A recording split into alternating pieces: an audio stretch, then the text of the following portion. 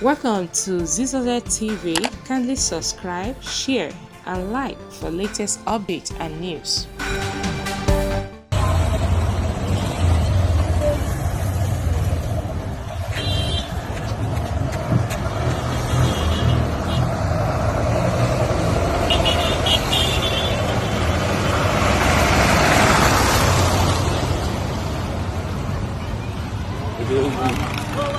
Yes. Ológun ọmọ alẹ́ mi àkọ́kọ́.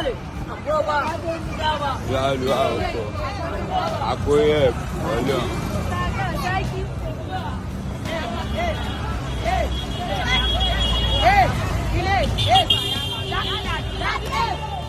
Ológun.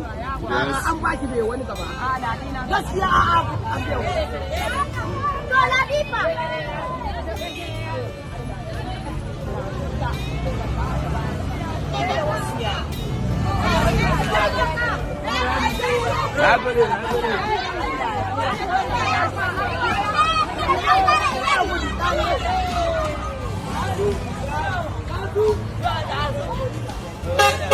Hey.